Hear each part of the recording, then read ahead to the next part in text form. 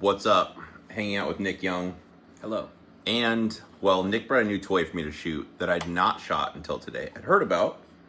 And so now I want to talk about it because I think I might have to buy one. I'd just like to point out that you didn't want to shoot this thing. I know, because I thought I might like it. You bucked at the idea. You were like, like, that thing, it's not going to be good. Like, what if I like it? It kicks really bad, right? It's really expensive, right? Well, it is kind of expensive. It is kind of expensive. So what is this thing we're talking about? This is Scar 16. So, let's talk about it. There's two different models of Scar. I like dumbing stuff down for people because I am dumb. There's three different Jordan, models. could you make less noise, please? Hey guys. So let's say there's two models. Scar 16. There's three models. Oh, no. 16, a 17, and a 20. Oh, true. So- All right, so 16 is 5.56. Yes. 17 is 7.62. Yep. 20 is 6.5 Creedmoor. Or 308. Oh. It has a 20-inch barrel. So Oh it's more my. of like their DMR style setup, where like 20-inch barrel, the rail comes out longer, the whole nine. Designated Maniac rifle is what they call that, right? I used to have one. Yep, I had one in 6.5 Creedmoor. Also, the Scar 20s, they also come in like the Gen 2, so the charging handle is not reciprocating. Oh. And some people like that. Some people care about that. But yeah, All right. we can dive into it. Well, where do you want to start?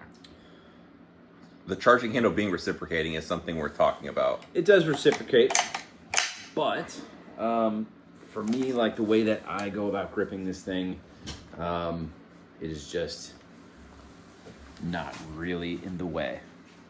But It's you close. need to be careful because You need to be mindful of it, for sure. If you're shooting off of barricades too, that can get in the way of barricades. a sling, I Chuck the suspect. sling up on the barricade.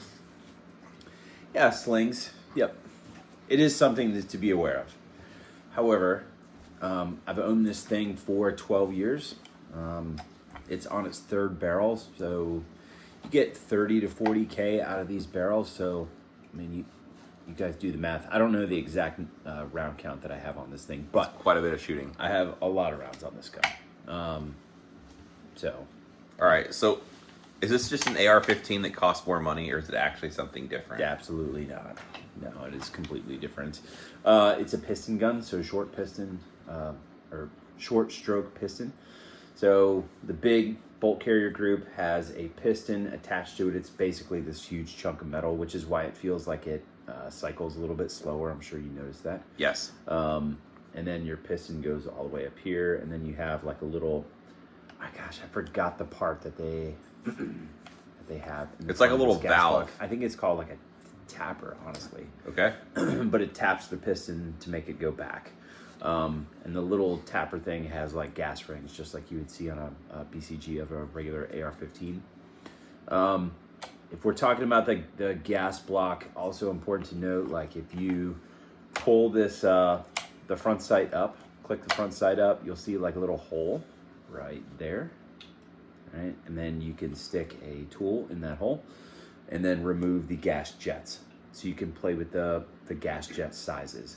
Parker mount machine, we're going to talk probably a lot about Parker mount machine because there's Parker mount machine stuff all over this thing. But Parker mount machine has different gas jet sizes, so you can more or less adjust the gas to however you want it. So like suppressed, non-suppressed, and then what other settings would you want? Well, it actually has a gas jet or a regulator that you can, mine is stuck in suppressed setting.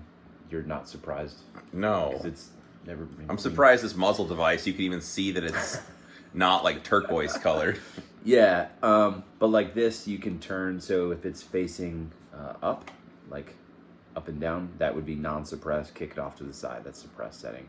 So it will dial the gas back down, but like changing the gas jets, Okay. like it changes the gas port size. Oh, so for example, like you could overgas it to work with like steel case or make it more forgiving. Yeah, I mean, say you chop the barrel, right? You chop the barrel. I want to say the 16-inch barrels come with a 1.4 millimeter, I think, gas jet.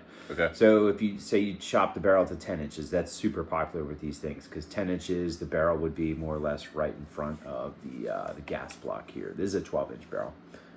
I've had 10-inch barrels in this, but nevertheless, you chop it to 10, and then you would need to open up the gas jet. So some people go with a 2. I went with a 1.8 when I was shooting the 10-inch scar quite a bit. The 1.8 works just fine, and it feels like a pellet gun with that thing there. It does shoot soft. So what about cleaning? I know that you don't like cleaning guns. Well, you don't really maintain your equipment sometimes. So I'm tempted to say this gun probably does not need much lubrication or anything. This gun, out of all the guns I own, needs basically nothing. Okay. Nothing. Like, you dump lube on it, shoot it, and it is not going to get dirty either. It runs very, very clean, even suppressed. The BCG, like, you're looking at it, like, You can't really tell. it does not get dirty. We don't have to get into details, but with the piston gun, it's not, since it's not like cycling gas to operate the action, that keeps more of the junk in the barrel, which makes the action get not as dirty. In theory, it also has a tap-off valve, so any extra gas is going to get tapped off. Okay. That's actually kind of important to note as well. It will get tapped off right here. I used to run, like, I mentioned that because, like, I used to run Frank Proctor slings, the ones that attach with the paracord. The paracord, and it would always blow the paracord apart and break it. That makes sense. So it does have a I don't know what they call it, the technical name, but it will bleed off gas, extra gas. So, dude, it just does not get dirty, man. All right. Not like an AR-15 does. That's interesting. AR-15 more or less shits where it eats. This does not. Well, it does. It's true. That's a fair way to describe it, isn't it? Very colorful analogy, yes. Well, what about magazines? So, can you just use regular AR-15 magazines? for the most part, yeah. So you cannot use Gen 2 PMags in this thing. Okay. So it has to do with, let's see, the bolt catch. The Gen 2 PMags will push up on the bolt catch just a little bit. The gun will still run, but it'll basically like beat the BCG because it'll run over that. Okay. I understand what you're saying. You're like wearing down the part. It could potentially wear apart. Yeah. The workaround is like either you just don't use Gen 2 PMags and just use the Gen 3s or steel mags, or you can take your Gen 2 PMags and just hog out the left side of the back of the feed lips, Okay. where it's more like a U instead of a V. Okay.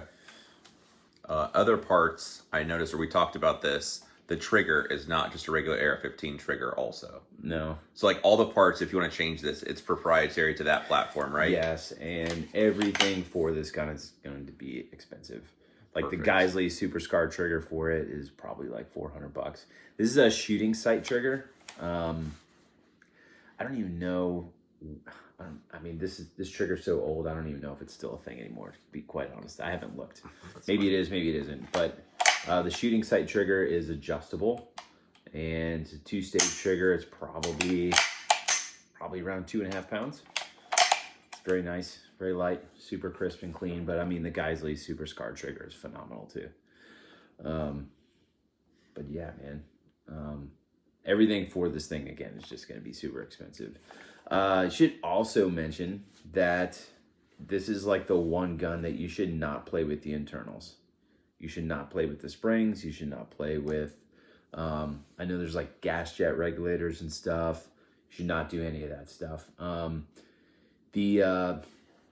The back plate on this gun also is polymer, and that is an integral part of the buffer system. So like if you switch the buttstock out and put on a buttstock that has like a steel end plate, like you can mess up the gun because you're messing up part of the buffer system. So like this gun comes ready to shred, and you should not touch how it works. It's good enough. All right, and then you push in this button, and then you can adjust. It's got like 6 different numbers for Yep. like a collapsible AR-15 stock, more or less. The UGG boot. Yep. And then the comb goes up and down. Oh. So you can adjust the comb height or whatever. But Well, you've given me a bunch of reasons for why this seems like a total pain. it also folds. And you could shred like that too. Because I know how you do that. That's true. I normally hold it over my head when I do that, but yeah. So what's the story? All right, I'll cut to the chase. So shooting this gun today, I was just Like, I don't really need to fall in love with this gun because I already have plenty of rifles. And I just enjoyed that you did because you were like, I don't even want to shoot that thing. I was like, all right, I probably need one. So, it's almost slower cycling. It's like, it feels like a slower push, but it is much softer than any AR-15. And you can still shoot this thing just as fast. Yes. My perception was when I would shoot, it felt like I was waiting for the bolt to kind of return, but in reality, I was like, pop, pop, pop, pop. You could shoot plenty fast. Yeah. Mm-hmm. And I think that's just like because of the BCG, like how heavy this thing is. BCG is super heavy, and it taps off the gas at the front of the gun, so it'll never be overgassed. Yeah. Dude, I'm impressed. I've never replaced anything except for the barrel in this thing. I think that's important to note too. Like there's a spring back here. I've never ever replaced that Not spring. surprised. And it's fine. So what else? You can move the charging handle to either side, right? If you want to move that. That's not a big deal. Do you have to buy parts or just it's like be adjusted? Super easy. You just pop all this off, pull the charging handle back, put it in over here, and then slide it forward. Okay. It's like a 2-second thing. Okay. Very, very easy. Super easy to swap the barrels on. This gun is very easy to work on. Like you don't barely need anything. You don't need a vise. You don't need any of that stuff. The barrel comes out just with 6 Torx head screws. Undo these screws. Barrel comes out the front. You can plop another barrel in, and then just torque the screws down. It's super easy to work on. Parker Mount Machine makes a bunch of really cool stuff for it. So if you get a SCAR, like Parker Mount Machine is the place to go. If you want to change the grips, you want to add, all this stuff. It does take a proprietary grip, so you will need to go to Parker Mount Machine if you want to put a different grip on it other than like the A2 style grip. Okay. What parts do you have on this bad boy? Okay, so we can start from the back and go up to the front. So Parker Mount Machine BCM grip, which I have silicone carbided. And then Parker Mount Machine safety selectors. There's a bunch of different safety selectors from Parker Mount Machine where you can choose basically different, not only configurations, but the shape of them. Okay. I forgot the names of what these are actually called, but they have like a little ball on the end. Right. So long one on my right side and then short one on the left side. Makes sense. Super easy to switch out as well. There's just like a little set screw in there. Pop out the old one, put this one on. No biggie. Magazine release, oversized magazine release from Parker Mount Machine as well. So that comes in handy just because it is a little bit longer reach on the SCAR than it is on an AR-15. At least I think so. Feels like that anyway. I agree. And then I would say the biggest thing that, or the biggest difference that the Parker Mount Machine parts will make for your SCAR is the rails. So the bottom rail, you can basically delete any of the M-lock. You could delete all the stuff like what I have here. I'm not going to put any sort of vertical foregrip or anything like that on there. So I just have the rail delete on the bottom and rail delete on the side. It makes it thinner also, so it's a little bit easier to grab up front. And then since this one has the 12-inch barrel, I got the MRE XL rail from Parker Mount Machine as well. Gotcha. So otherwise, the rail ended right here. Yes. From the factory. Yeah, we'll just basically end right here. Okay. Yep. There's 2 different MRE rails. So if you have a 10-inch barrel, which is super popular with SCARs, just because the barrel is basically going to end right at the gas block. So like basically right here is where the barrel would end. The smaller MRE rail is just going to have 1 slot of M-lock on either side. So this one's more or less double the size. So first 2 barrels that were in this gun were 10-inch barrels with the smaller MRE rail. I shot it as a 10-inch gun for a really long time. And then I thought, I love 12-inch and 12.5-inch guns. Like, I wonder what it would be like with that. And I think this is like the perfect size for a SCAR. The 12-inch is the bomb. It's a little bit softer than the 10. And I don't know, just a little more portable or whatever. Yeah, a little handier. Not so cramped up.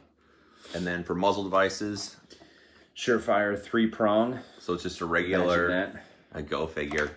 Color me surprised. So it's just a regular threaded barrel that you could put on whatever device you want. Yep. And not a big deal to take off whatever comes on it from the factory. Not a big deal. Okay. Nope. That's easy. Shooting this with an RC3 on it was ridiculous. Yeah. Well, it feels a lot like shooting the comped, the dual port comp PDP. Mm-hmm. Where my goal when I'm shooting is like, just don't do anything. Don't push. Don't do anything. So shooting that was the same thing. I'm just trying my best to just mount the rifle, hold it in place. Don't do anything. Don't push down. Don't push side to side. Just hold the gun as still as you can, only pressing the trigger. Yep. So it's quite cool. Well, you said enough reasons for why people should buy this. What are the reasons you should not buy one of these? They're very expensive. So when I bought this 12 years ago, I want to say it was like $2,400, maybe a little bit more. At the time, it was like, all right, that's the most money that I've ever spent on a gun before. And then, it's like you got to buy all this other stuff for it. Mm-hmm. So it is a very expensive gun, and everything for it, like when you buy a trigger, that's going to be expensive. You want to buy a different stock for it, like that's going to be expensive. So the barrels, you're going to recoil at this. The barrels are $1,000. Oh. The barrels are $1,000. Oh my gosh. Yeah. All right. Then. At least they used to be when I used to look at that stuff. They might be more now. Yeah, the barrels are very expensive. So yes, it is a very expensive gun. That being said, again, I've never broken a thing on this gun. Which is impressive because you shoot a lot and you don't really take care of your machinery. I've kicked the shit out of this gun. It shows. Like, yeah. Okay. This used to be the main squeeze, for sure. Well, it's a very cool gun. I enjoyed shooting it. It's awesome, man. Oh, Parker Mount Machine BCD lever on that side, too. Forgot about that. Coincidentally, well, we're hanging out right now in Ohio. We did Ohio Range Day today, dating this a little bit, and we were working the Parker Mountain Machine booth, and Jared brought some full auto guns to use as rentals for people. And, of course, I needed to shoot a couple of the full autos because I need to be able to describe to the customers what it would be like. It just seemed wise on my part, trying to be good, good so I could describe it. Anyway, the Scar 16 that's here with the can on it is, you can kind of write your name with it. I was looking at a spot on the target, and the hole in the target just kept getting a little bit bigger, but it basically just stacked them. Mm-hmm. And it's extremely soft shooting, especially full auto. I was super impressed. Yeah, and that was just like a regular can. It wasn't a flow-through can. No, it was just... I was pretty impressed. It's like, oh, all right, maybe this is something here. I need to check out yours. So anyway, very cool. Yes, these things with a flow-through can, like the RC3, are like, it's bananas. It's awesome. It was pretty impressive. Mm-hmm. No, so it's... What? It's, if you're tight on money, this is not something for a budget build. No. And you'd probably be more served to buy a regular DI AR-15 before this. But if you want something different and something fun, this would be a fun alternative to train with an AR-15. What do you think? I fully agree. So like the AR-15, you're going to be able to find everything that you need for it. Parts, barrels, everything. Lower parts kits. If you need parts for this, you're going to hunt for it. Like, it is not really available for whatever reason. I don't know why. But like, you won't find parts for these things. So over the years, when I have found them, just like random people selling them, I pick them up. I buy them. So I like, can see that. I have another BCG. I have a whole nother lower. I have 2 barrels just sitting there. Yeah. Yeah, it's kind of cool. I don't know. It's definitely a fun gun. Mm-hmm. Yeah, I kind of want one. All right. Well, I know. Appreciate you letting me interrogate you about it and shoot your gun. I think it's quite interesting. Otherwise, if you guys have questions for Nick, just drop them below in the comments. If he doesn't look at the comments, I will make him look. I'll just screen cap it, send it to him, say, hey, here, answer this person. So appreciate you guys watching. I'm supposed to say like, share, subscribe, and all that crap, but if you don't want to, that's okay too. You have to say it, 'cause that's the new tagline. That's the new tag, but appreciate you guys watching. Have a good day.